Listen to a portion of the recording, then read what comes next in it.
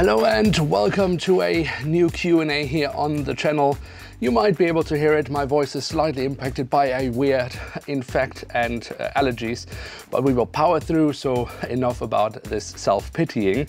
I've asked you some questions. It's been a while since we last done a Q&A here on the channel. I think, in fact, it has been, I think the last was in Christmas, around Christmas time, together with Tim, aka HDI International Airport. Today it's a solo Q&A, but we have some nice questions coming from you, from YouTube and from Instagram. So with no further ado, let's head right into it. One model you always wanted but wasn't made.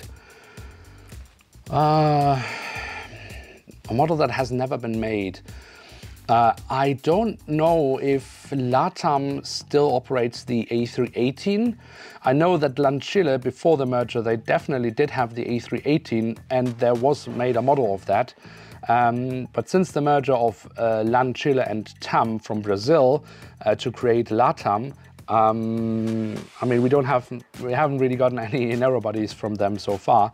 But if they still operate the A318, I think that could be a really cool aircraft. I mean, I wouldn't be able to use it anywhere, so I would probably, especially with the current prices, not buy it. But I think that would be, I mean, I like the A318, so that for sure is already a bonus. But the A318 and the LATAM livery, if that really does exist, that could be quite cool, I think. Next question, do you like Airbus or Boeing wide bodies better? Airbus, it's very simple. It's the far superior product, no doubt about that. What is your oldest model? I mean, the oldest model that I still have is my 767-300 Scandinavian Airlines Halper Wings 1-500 OG model. Before that I had Sharpak 1-600 models as a kid, but they didn't survive my childhood.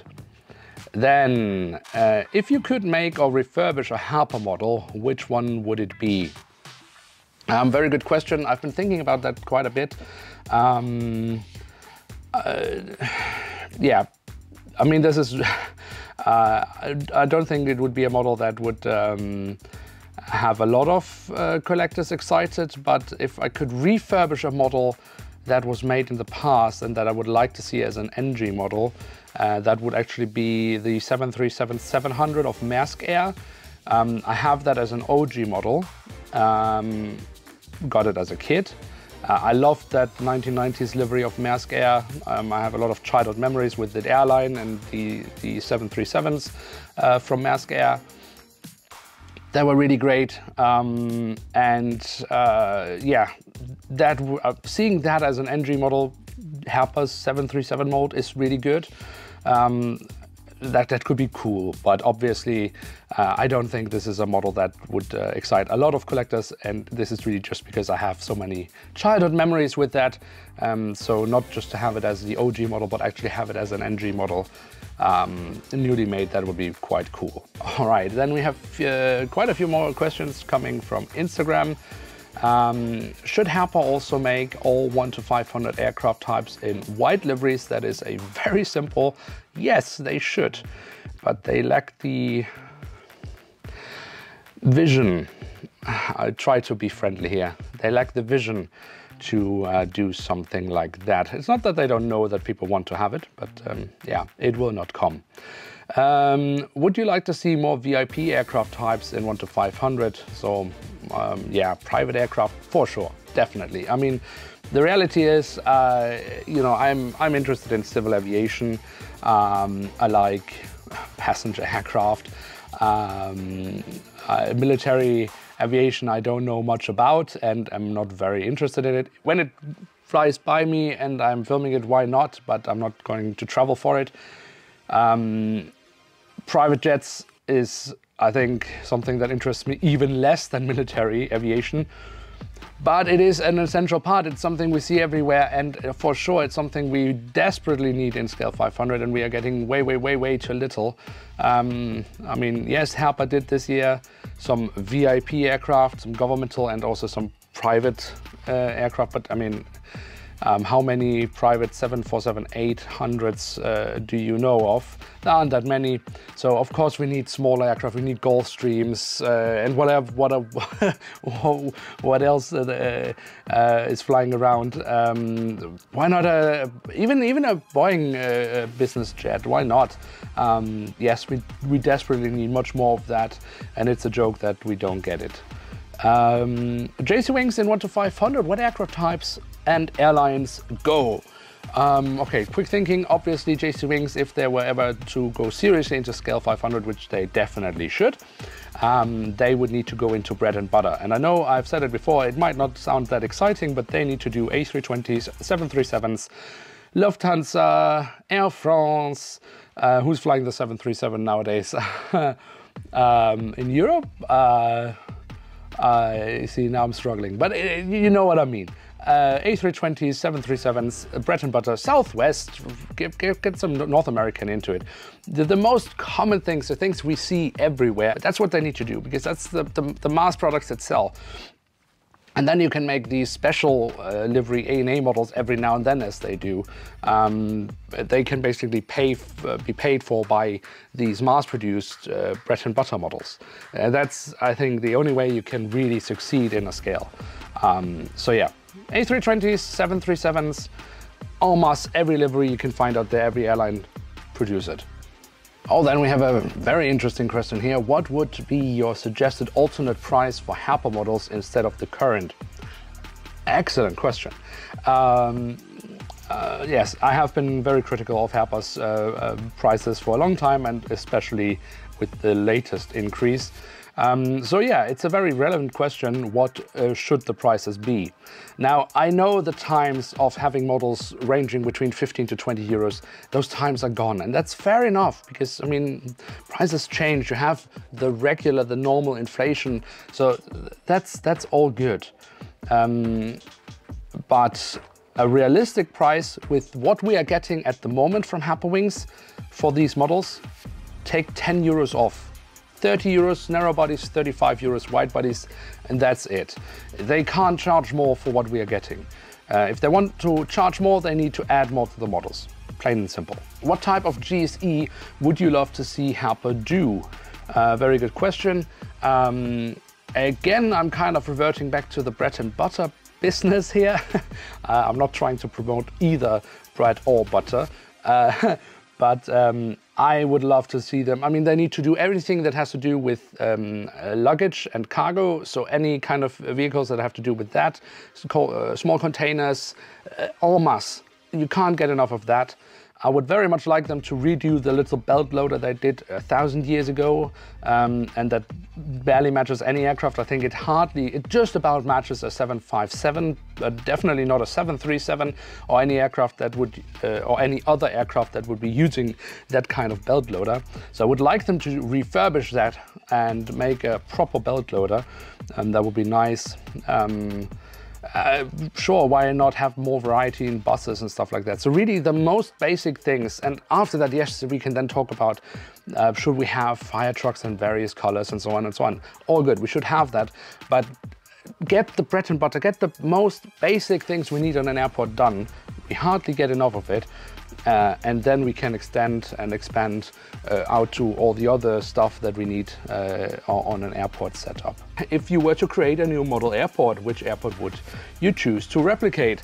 And in fact, there have actually been quite a few questions regarding airports, airport updates in a broader sense. And I will try to answer them as much as possible, but I won't be going into a whole lot of details because I am, yes, right now working on a new setup or extending an existing setup, and I have some other projects hopefully coming within let's say the next 12 months, but I will very soon start a behind the scenes series about these airport updates, the creation of the setups and so on. So I don't want to spoil too much there, but yeah. The question was, of course, if I was to choose an airport to replicate, which one would it be? Which is a good question. To be honest, I don't think I would ever really replicate an airport one-to-one, because my skills when it comes to building stuff like that are very limited. So I would, for example, Billund Airport, I really do like the look of the terminal, but I would never be able to replicate that. I could try to build something fairly similar, but yeah. All right, the next question is, are you working on a new model airport? Missed those airport updates, please bring them back. The good news is they are coming back, and they are coming back this year for sure. So yes, I am working currently on the extension of Philadelphia, that I can say. That's not really a secret anymore. And then I have two other projects that I've been working on for quite a while. When I say working on, I don't have any setups yet. One is a Northern European airport. For that, I have the aircraft that I need. And the other one is an airport based in Oceania, or more precisely in New Zealand. And for that, I have, over the last 12 months, maybe 1.5 years, been purchasing models that would work there. And by now I do also have what I think are enough models for such a setup. But of course I still need to make those setups. So yeah, airport updates are coming back this year. What are the new areas of Philadelphia, and how big is the new area? Yes, so I, as I mentioned, am right now working on a new setup, which isn't that new. I mean, I'm right now sitting in the middle of this entire new setup. Very chaotic, I know. But I am working on an expansion for my Philadelphia setup. So when I bring Philadelphia back, it won't just be the old areas that we already know and have seen in previous videos, but there will be much more to discover. Right now, what I know, because I'm still developing the final setup, is that there will be more landside to it. There will be 2 terminals for passenger traffic. And if I can squeeze it in, I might get some remote stands which could be used for cargo, but I have not quite figured it out yet. But for sure more passenger traffic, and that will include also more wide bodies for sure. I want to have more international traffic coming in, so I can use some of these lovely wide body aircrafts I have been collecting in the last few years and haven't been able to put into this airport. It still should be realistic traffic, so I won't be putting aircraft in that wouldn't be able to reach Philadelphia, but we are expanding the international sector of Philadelphia for sure. So yeah, more landside, 2 new passenger terminals, and if I can squeeze it in, a bit of cargo. Yeah, that's what I'm aiming for. Where is the new airport going to be located? So the current one I'm working on is Philadelphia, that's the expansion, and then Northern Europe and New Zealand in the future. Any advice for those wanting to expand an airport? Oh, that's tough. I mean, what I can say from my experience here with Philadelphia was one of my big struggles was to figure out on which side of the airport I wanted to extend it, because I never really, well, okay, that's not true. I hadn't fully thought about ever extending Philadelphia, although I have technically one taxiway which led out to the side where the setup could be extended. But it wasn't really something I was seriously pursuing ever until very recently. And the solution I came up with was very much contradicting anything I had in mind before that. And I know this doesn't make much sense for you right now, but you will understand it once you've seen my behind the scenes videos, because there I will explain it in more detail. But I guess my first tip would be to think really hard about on which side of your current setup you want to extend, where it makes the most sense for you, where it works the best for you. Then think about what kind of areas you would like to include. Is it something, are you expanding upon something you already have, or are you adding completely new areas to your airport? And I think the biggest advice I can give is really to add as much landside as possible. And I know, again, this is contradicting to when we are making our airport setups, because obviously we want to have airplanes in our setup. But I mean, from the setups I see out there, the ones that really stand out for me are the ones that have a lot of scenery, a lot of landside scenery, because it just adds a lot. It's always in the background, but it just adds so much to images, to video. So I really, I think it's super important, and I know it for myself. It's something that is always has less priority, because we want planes. But if you can dedicate some of your board for landside, I'm sure you will not regret it. So I think that's my advice. Will there be more airlines with A380s at Philadelphia? Yes. How long will it be before we see some new airport updates? So, I have been making the mistake over the last few years to every now and then set a date and say, okay, this is basically a time area when I would like to start having new videos up, and I never managed to do so because lots of things happened and I just didn't have the time. So I stopped doing that because I didn't want to, one, disappoint myself, but for sure also not disappoint any of you guys by saying, oh yeah, it will come, and then it doesn't. But given that I am working now on a setup, my goal is that I want to have something up for the 10-year anniversary of the channel, which is coming end of October. So that is my internal goal at the moment. Fingers crossed, nothing comes in the way, but this is what I really would like to have airport updates starting or going on at and around the anniversary of the channel. Any plans to collect more NG models? No, not really. I'm not collecting Scale 400, and I have no immediate plans on doing so. I know after a video that I did, there was a misunderstanding. Some people misunderstood what I said and thought that I was switching to Scale 400. I have no intent on switching to Scale 400. I'm sorry if I disappoint anyone here, and I'm sorry if anybody did misunderstand it. I think I was quite clear, but obviously since there was quite a few that did misunderstand it, I wasn't clear enough when I was speaking there. I am not switching to Scale 400. If NG models could ever be bothered to make Scale 500, which they won't, they have said it multiple times, but it would be lovely if they were doing that, and if they did, I would immediately be looking at NG models to collect. Are you avoiding the 737 MAX while booking flights? Yes, and everybody should.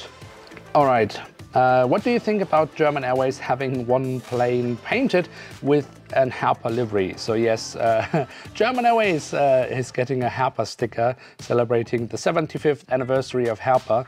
I mean, it's a waste of time. Honestly, I can't be bothered. Honestly speaking, I mean, we can make our jokes about it. The wings will fall off, obviously, because it's a Halper plane now, and all that stuff. And I've been doing these jokes myself because you have to do it. But I mean, it's such a waste of time. It's waste of money. It just shows the priorities of Halper. How many SAS models do you have? That's a very good question. Let's see if we can get them together.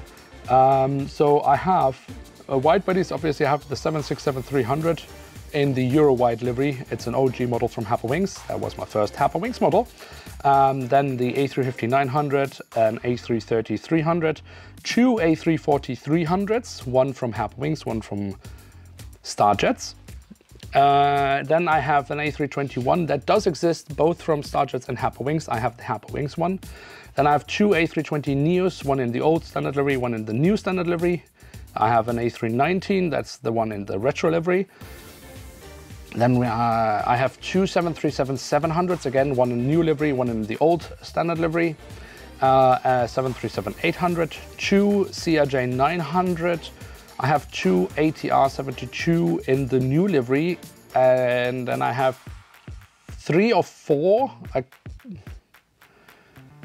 Yeah, I don't remember anymore. 3 for sure, maybe 4 ATR 72 in the old standard livery. Then I have 3 Mad Dogs, an 87. That's an OG model, and then I have 2 NG, so new generation Mad Dogs, an 81 and a 90. And then I actually also have currently my only scale 400 model, a 737. Is it a 600 or 700? I think it's actually a 600. Now come to think of it, in scale 400. So yeah. So how many is that? That's 1, 2, 3, 4, 5, 6, 7, 8, 9, 10, 11, 12. Let's say 20, 21-ish. But I will soon make my collection video so that you will be able to see all my Scandinavian Airlines models, except for the duplicates, which I only put in once. But yeah. What was the worst model that you received broken? If so, what was broken on it? See, I tend to kind of block out these memories of broken models. I do forget over time. Also because I repair them, and then when I take them out, I received an A350-900 many years ago from Delta Airlines. It was the first A350-900 of Delta. I think they have released 2 since then. But the first one I received, unfortunately, had a really big damage at the back. Well, I say a really big damage. Paint had chipped off in the back of the aircraft. There was no loose parts or something. It had just chipped off. So you can see the bare metal there. That's quite annoying. But that was a model that I ordered online. So I could have sent it back, but I would have spent a lot of money on doing that, so it wasn't worth it. So I still have that model. I've never used it because of that damage in the back. So I guess that is my answer. Don't you feel a lack of natural light when you are in the HQ all day? Yes and no. I mean, I do have a door and a possibility of opening a gate, so I can get a lot of natural light in here if I want to. Honestly speaking, I'm kind of used to it. I mean, as a video editor, you spend a lot of time indoors anyways. You normally don't want to have a lot of natural light around you when you're video editing. And I mean, when I'm doing spotting, I'm standing outside all day long, so I do get enough sunlight. So I appreciate your worries here, but no, it's okay. It's okay. I mean, it's okay. It does also help in summer, because in summer here in Denmark, of course, we have the long days, so it doesn't get dark for until very late in the day. So you get sunlight in the morning, and then when I go home in the evening, there's still sunlight, and so it's harder in winters because then you're just not seeing the sun for a long time, because when you go to work it's dark, then you're inside. If you are lucky enough to get a bit of sunlight, you're inside, so you don't see it. Then you go out in the afternoon, evening, and it's dark again. So those months can be a bit tough, but especially in summer, it's not an issue, no. Best tips for trying to buy old, limited, discontinued, very popular models. I mean, until recently, if you were looking for older models, my tip would definitely have been to go to luftfahrtshop24.de. But unfortunately, the guys behind that shop have just closed it down. I know it was an online shop, and I know it was closed a lot of the time, but that's basically, I think they were on vacation / looking for new models. But when the online shop was open and they were selling models, they always had really nice models and at very reasonable prices. That was a really good place, but now they have closed it down for good, unfortunately. It's a big loss. eBay, of course, is a place where you can go, but right now my feeling is that the prices there are going a bit mad.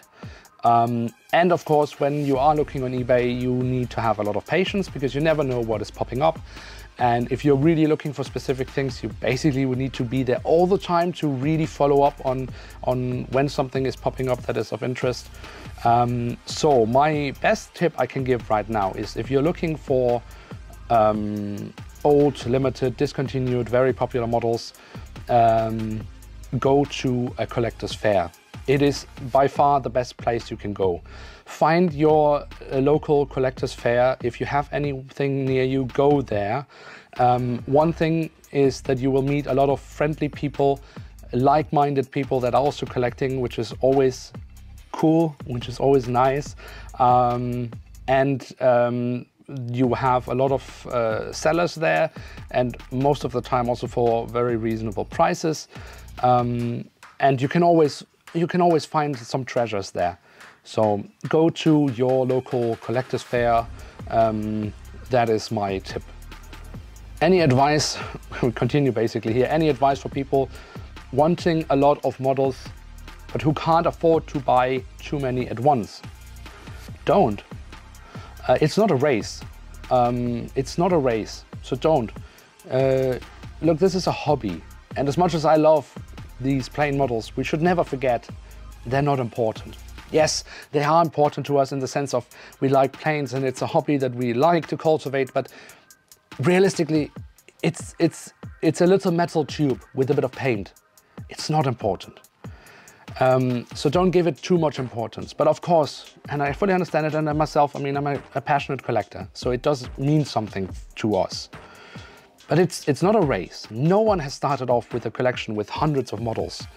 We've all been starting somewhere and then slowly over time have been growing our collections. So don't worry about it. Take your time, get the models that you really like, and you know the rest. You will, one day, when you have the money, you will find them again, and then you can get them. So don't worry about it. Take your time, enjoy it, but don't put too much pressure on it, and certainly don't put too much importance into it. Did you get an interview with Halper? I mean, in the past, yes. I have, of course, sent some new questions to them, and I would like to do an interview with them. They have not answered me so far. I'm not surprised because we had the open days from Halper, which, of course, made them very, very busy, so they couldn't answer any emails. I'm sure they did answer emails, but just the ones that they liked. But I am not giving up. I'm not going away. I can't force them, but I'm not going away, so I will stay on it, and hopefully we will get some answers. If you had to fly fully around the world, who would you fly with and what routes? That's a very interesting question. I would probably take my dad, to be honest, because I think if I were doing such a trip, we would then probably combine it with doing some plane spotting. I think that would be nice. So I think I would try to get to destinations where I haven't been so far and where hopefully it is possible to do some spotting. So we would start obviously here in Denmark. So I would start in Billund. And a route that I haven't flown out of Billund yet is to Istanbul with Turkish Airlines. So I think we start there because I think that's a good place from where we can then expand further out into the world. So we go Billund to Istanbul with Turkish Airlines, and from there I would imagine we continue with Turkish Airlines. But I think, and heading eastwards obviously, we could go Singapore, but I have been to Singapore before. I've never tried to spot there, but so let's try something else. So let's go to Bangkok.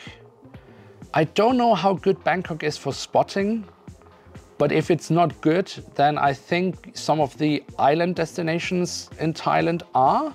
I've at least seen some images of, you know, people chilling at the beach and then having large aircraft coming in over them. So that could be very relaxing. So let's go to Bangkok and either stay there or go to one of the islands from there to do some spotting from there. Then from Thailand, we would continue to Vietnam. I've never been to Vietnam, so Hanoi.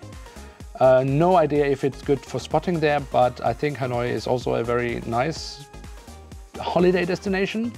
So if we can't spot there, we will at least be able to enjoy life there. So from Hanoi, how do we head further east? We could go to Hong Kong, but I've been there. I'm not sure how great it is for spotting. So let's not go to Hong Kong. From Hanoi, where can we go? Taipei, Taiwan, Taipei. There's some awesome image. I think it's from Taipei, where you have like this tower in the background, a skyscraper in the background, and then some planes taking off. I think right in front of it. I think that is in Taipei. So there, I want to go to Taipei. The disadvantage here is, of course, that we will be skipping Oceania entirely then. I have been to New Zealand, but we would be skipping Australia. So yeah, we are in Taipei now. From Taipei, we want to go further east. So I guess we would make a stop in Hawaii. I don't know if there's a direct route from Taipei to Hawaii, but we will try and find a plane that gets us to Hawaii.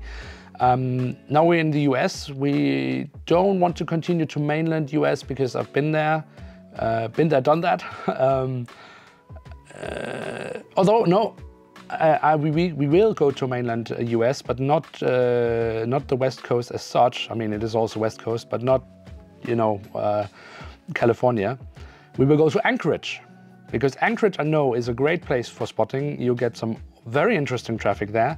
The only disadvantage here is I would need a rifle, because apparently there's a lot of bears in the woods around the airport. So in case a bear comes and wants to eat me. So we go from Taipei to Anchorage. Also, I'm not sure there is any direct route there. We might have to fly over Seattle or something like that. Or we find a freighter that can take us along. From Anchorage, we want to continue to go eastwards. So where do we go now? We could continue into Canada, or we could go south, maybe to Mexico. And I think we will stay in the north. Yeah, we will stay in the north because I have a route in mind here. Somehow we will find an aircraft that will get us from Anchorage to Halifax. Not that there's anything particularly interesting happening in Halifax nowadays, but of course it used to be a very interesting point for aviation, for traffic going from Europe to North America. So I think we could maybe dig up some historic things there. That's at least my hope. And then from Halifax, I want to go a bit further north. I would like to go to Greenland. I've never been to Greenland. So we find an aircraft that can get us from Halifax to Nuuk, which is the capital of Greenland. They are expanding the airport there at the moment. So that would be interesting to see. And then from Nuuk, we will go to Reykjavik in Iceland. I've been there a few times now, traveling to, from and through, but I've never had time to do some spotting there. The landscape is completely open, so it should be fairly simple and easy to do some spotting there. So yes, we stop there, also just because I like Iceland. And from Iceland, we can then have a direct flight back home to Billund. So I think, yeah, Billund, Istanbul, Bangkok, or one of the island destinations there. Hanoi, Taipei, Anchorage, Halifax, Nuuk, Reykjavik, and then back to Billund. That's our routing. And then we have another question. What was your first spotting session? What did you catch? Where were you? So my very first spotting session was, I believe, in December 2014, so only a few months after I had started my YouTube channel. I was in Munich at the visitor center there, where they have a nice hill where you can overlook the airfield of Terminal 1, and you are right next to the northern runway. And the aircraft were coming in from that side as well, so that was really lovely. It was a very grey and cold day, I remember that. Quite windy, I think, as well. To be honest, I don't think there was anything wildly spectacular at that day. It was mainly just normal standard traffic back then in 2014. which of course today is more interesting because it means there was like a lot of Air Berlin. There was, I think I only got it as being pushed or pulled or whatever, but there was an A330, I remember, of US Airways, which is quite cool nowadays. So I think most of the traffic back there was not super exciting back then.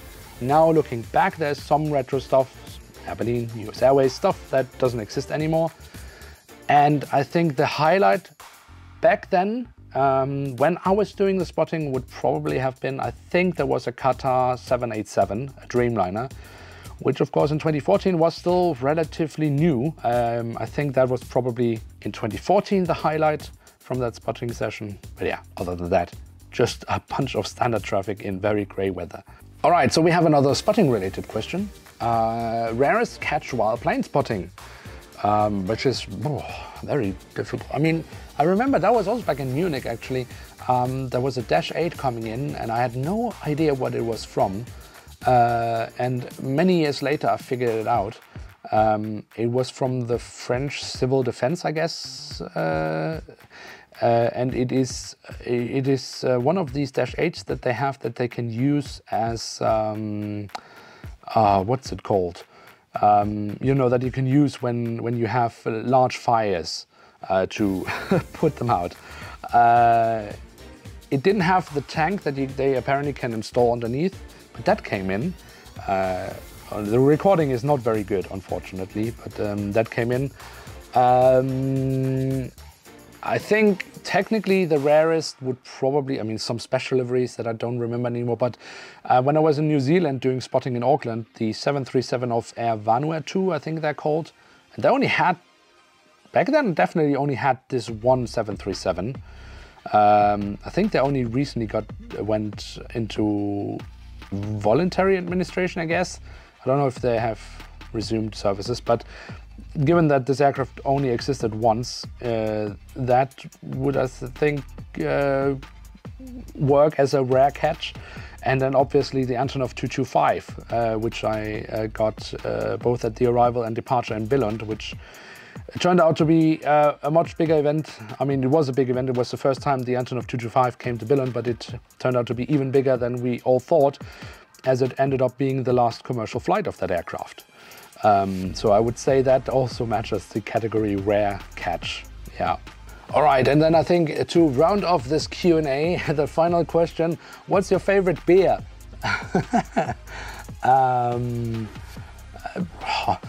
No, my favorite beer is a beer type, a German beer type called Helles, and it's very delicious. It's very, very nice.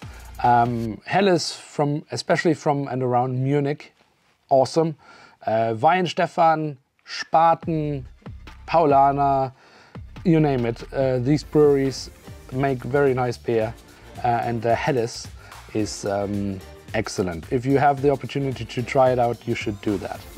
All right, with that, I think we have gotten through most, if not all, of the questions you had asked. I hope I have been able to answer them in a satisfying way. Yeah, but it won't be the last Q&A here on the channel for sure. So if your question didn't get answered, I apologize. I'll try to get to it in the next one then. But for now, that's all I have to say. Somehow I managed to get through with my voice, I guess, still halfway intact. But thanks so much for watching. Thanks again for all your questions. Have a wonderful day. I'm checking out, and bye.